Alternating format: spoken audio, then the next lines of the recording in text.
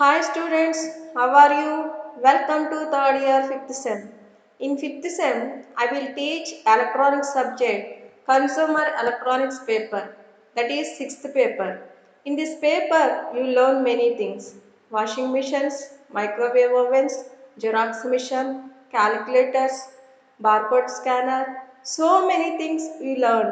It is very helpful in your daily life. So I will start in first unit. First unit is microwave ovens. All of you know microwave ovens? Yes. Introduction. It is invented by American engineer Percy Spencer and it is an electric oven. ఎవరు invent చేశారమ్మా? పర్సీ Spencer అనే scientist invent చేశారు and it is an electric oven. Next, purpose. What is the purpose of the microwave ovens? That heat and cook the food by using electromagnetic radiation. Electromagnetic radiation use చేసుకుని మన ఫుడ్ని ఏం చేసుకోవచ్చు అంటే cook చేసుకోవచ్చు, అలాగే heat చేసుకోవచ్చు. For example మన హౌస్లో దేంతో మన ఫుడ్ని కుక్ చేస్తాము? యూజింగ్ గ్యాస్ని యూజ్ చేసుకుని ఫుడ్ కుక్ చేస్తాం. కానీ మైక్రోవేవ్ ఓవెన్స్లో దేని ద్వారా ఫుడ్ని కుక్ చేస్తున్నాము అంటే ఎలక్ట్రోమాగ్నెటిక్ రేడియేషన్ యూజ్ చేసుకుని ఫుడ్ని కుక్ చేసుకుంటున్నాం, అలాగే హీట్ చేసుకుంటున్నాం. First, what is a electromagnetic radiation? ఈ ఎలక్ట్రోమాగ్నెటిక్ రేడియేషన్ తెలియాలంటే first you know electric field. A region around a charged particle or object within which a force will be exerted on other charged particles or objects. Q అనే ఒక ఛార్జ్ని కనుక తీసుకుంటే surrounding area is called electric field. ఈ queue చుట్టూ ఉండే ఏరియాని ఏమంటాము అంటే ఎలక్ట్రిక్ ఫీల్డ్ అంటాం. ఈ ఏరియాలో కనుక క్యూ నాట్ అనే ఛార్జ్ని కనుక తీసుకొస్తే it experience A force. It is a positive charge, it experiences a repulsive force, and it is a negative charge, it experiences a attractive force. Next, magnetic field. Magnetic field గా మనం produce చేయాలంటే first మనం ఏం తీసుకోవాలి? Magnet తీసుకోవాలి. Magnet చుట్టూ ఉండే surrounding ఏరియాని ఏమంటాము అంటే మ్యాగ్నెటిక్ ఫీల్డ్ అంటాం. Next, charges constant. ఒక ఛార్జ్ని తీసుకున్నాం, ఛార్జ్ అనేది కాన్స్టెంట్గా ఉంది. చూడండి, క్యూ అనే ఛార్జ్ ఈస్ కాన్స్టెంట్. క్యూ అనే ఛార్జ్ అనేది ఏముంది అంటే కాన్స్టెంట్గా ఉంది, మూవ్ అవటం లేదు. Next, it produces a electric field. Charge అనేది కాన్స్టెంట్గా ఉంది, అది ఏం ప్రొడ్యూస్ చేస్తుందమ్మా అంటే ఎలక్ట్రిక్ ఫీల్డ్ని ప్రొడ్యూస్ చేస్తుంది. Next, charge is moving, it produces a electric field. Next, ఇదే సేమ్ ఛార్జ్ని తీసుకున్నాం, ఇదేం చేస్తున్నాం? మూవ్ చేస్తున్నాం. మూవ్ అవుతుంది కాబట్టి దాని చుట్టూ ఏ ఫీల్డ్ ఉంటుంది? ఎలక్ట్రిక్ ఫీల్డ్ ఉంటుంది. కానీ ఇక్కడ ఛార్జ్ అనేది ఏమవుతుంది? కాన్స్టెంట్గా ఉందా, మూవ్ అవుతుందా అంటే మూవ్ అవుతుంది. కాబట్టి ఎలక్ట్రిక్ ఫీల్డ్ అనేది ఏమవుతుంది? చేంజ్ అవుతుంది. ఛార్జ్ అనేది కాన్స్టెంట్గా ఉన్నా, మూవ్ అయినా ఎలక్ట్రిక్ ఫీల్డ్ అనేది ప్రొడ్యూస్ అవుతుంది. ఛార్జ్ అనేది కాన్స్టెంట్గా ఉంటే ఎలక్ట్రిక్ ఫీల్డ్ అనేది చేంజ్ అవుతుంది. ఛార్జ్ అనేది మూవ్ అవుతుంది కాబట్టి ఎలక్ట్రిక్ ఫీల్డ్ కూడా ఏమవుతుంది? చేంజ్ అవుతుంది. ఎప్పుడైతే ఎలక్ట్రిక్ ఫీల్డ్ అనేది చేంజ్ అవుతుందో it produces a magnetic field. Charge అనేది మూవ్ అవుతుంది, మూవ్ అవడం వల్ల ఎలక్ట్రిక్ ఫీల్డ్ ప్రొడ్యూస్ అయింది. ఎప్పుడైతే ఛార్జ్ అనేది మూవ్ అయ్యి ఎలక్ట్రిక్ ఫీల్డ్ ప్రొడ్యూస్ అయ్యిందో అప్పుడు ఎలక్ట్రిక్ ఫీల్డ్ కూడా ఏమవుతుంది? చేంజ్ అవుతుంది. ఎలక్ట్రిక్ ఫీల్డ్ అనేది చేంజ్ అవడం వల్ల it produces a magnetic field. Magnetic ఫీల్డ్ని ప్రొడ్యూస్ చేస్తుంది. అలాగే చేంజింగ్ ఇన్ మ్యాగ్నెటిక్ ఫీల్డ్. ఎప్పుడైతే మ్యాగ్నెటిక్ ఫీల్డ్లో చేంజెస్ వస్తాయో it produces a electric field. Electric ఫీల్డ్లో చేంజెస్ వస్తే మ్యాగ్నెటిక్ ఫీల్డ్ ప్రొడ్యూస్ అవుతుంది. Changing in magnetic field produces a electric field. Next, charge is accelerating. ఛార్జ్ని తీసుకున్నాం, ఈ ఛార్జ్ అనేది ఏమవుతుంది అంటే యాక్సలరేట్ అవుతుంది, మోర్ వెలాసిటీతో ట్రావెల్ అవుతుంది, హై వెలాసిటీతో ట్రావెల్ అవుతుంది. ఈ హై వెలాసిటీతో ట్రావెల్ అవడం వల్ల ఏ వేవ్స్ ప్రొడ్యూస్ అవుతుంది అంటే ఎలక్ట్రోమాగ్నెటిక్ వేవ్స్. ఈ ఎలక్ట్రోమాగ్నెటిక్ వేవ్స్ అనేవి ప్రొడ్యూస్ అవుతాయి. Next, definition of the electromagnetic waves. Electromagnetic waves or EM waves are waves that are created as a result of vibrations between an electric field and magnetic field. Electric ఫీల్డ్కి magnetic ఫీల్డ్కి మధ్య vibrations అనేవి రావడం వల్ల ఏ waves produce అవుతుంది అంటే electromagnetic waves అనేవి produce అవుతుంది. చూడండి, ఛార్జ్ అనేది మూవ్ అవుతుంది, ఏ ఫీల్డ్ ప్రొడ్యూస్ అవుతుంది? Electric field. ఎలక్ట్రిక్ ఫీల్డ్లో చేంజెస్ రావడం వల్ల మ్యాగ్నెటిక్ ఫీల్డ్ అనేది ప్రొడ్యూస్ అవుతుంది. ఎప్పుడైతే టూ వేవ్స్ అనేవి వైబ్రేట్ అవుతున్నాయో, ఈ టూ వేవ్స్ అనేవి వైబ్రేట్ అవడం వల్ల ఏ వేవ్స్ ప్రొడ్యూస్ అవుతుంది? Electromagnetic waves. ఎలక్ట్రోమాగ్నెటిక్ వేవ్స్ అనేవి ప్రొడ్యూస్ అవుతుంది. ఇంకా చెప్పాలి అంటే EM waves are composed of oscillating magnetic field and electric field.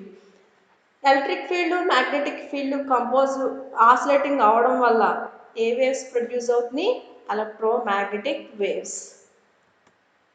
Next, it is electric field and it is a magnetic field and two waves are oscillating, it produces a electromagnetic waves. Electric ఫీల్డ్ని y డైరెక్షన్లో తీసుకున్నాం, magnetic ఫీల్డ్ని z డైరెక్షన్లో తీసుకున్నాం. ఇక్కడ electromagnetic waves అనేవి produce అయ్యాయి. Next, electromagnetic radiation is energy that is transmitted the speed of light. ఈ ఎలక్ట్రిక్ ఫీల్డ్ మ్యాగ్నెటిక్ ఫీల్డ్ అనేవి ఆసిలేట్ అవడం వల్ల ఎనర్జీ అనేది రిలీజ్ అవుతుంది. ఆ ఎనర్జీ అనేది ఎంత స్పీడ్తో ట్రావెల్ అవుతుంది అంటే లైట్ యొక్క వెలాసిటీతో ట్రావెల్ అవుతుంది.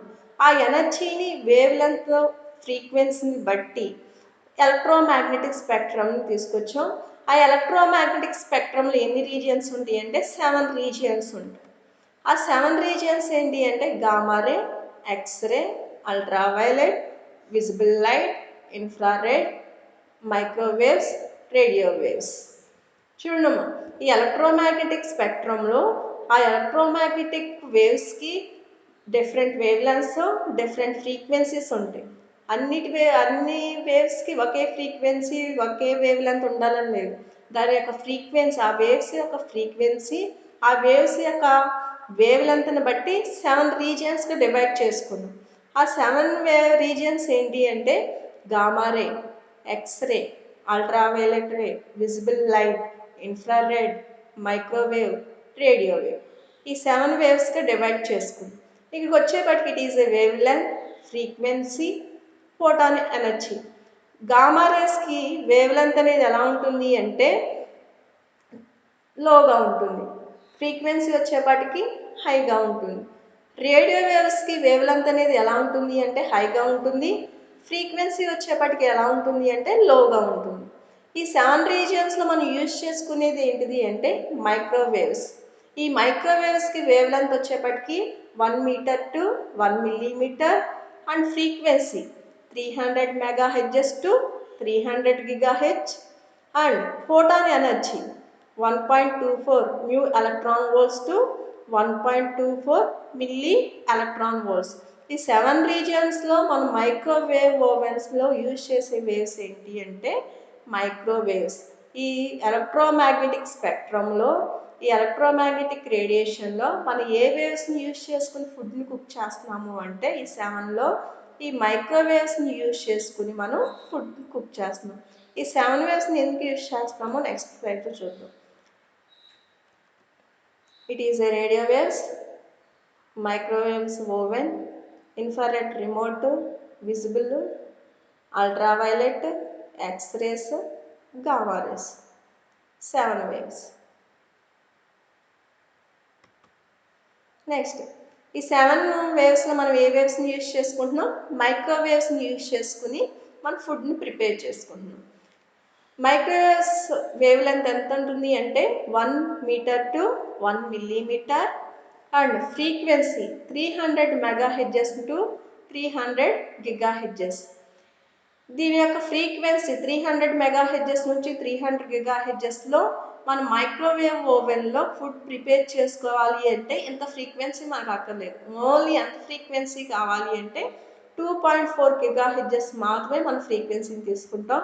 ఈ వేవ్ లెంత్ 1 మీటర్ టు 1 మిల్లీమీటర్లు, ఈ వేవ్ లెంత్లో మనం ఓన్లీ ఎంత వేవ్ లెంత్ని తీసుకుంటాము అంటే 12.5 centimetre.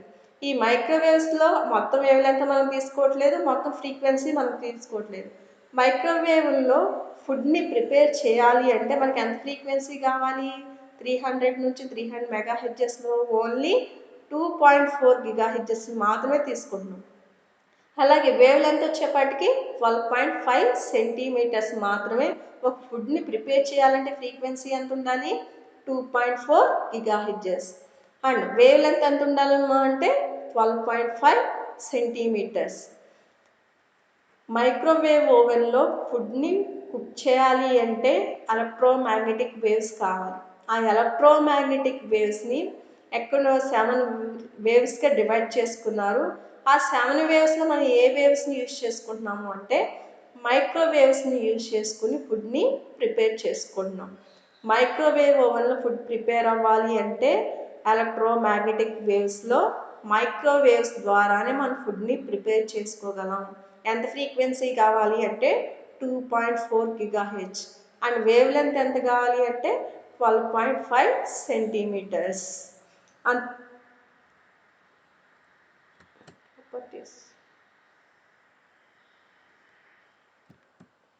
properties of the microwave I will teach next class. Thank you.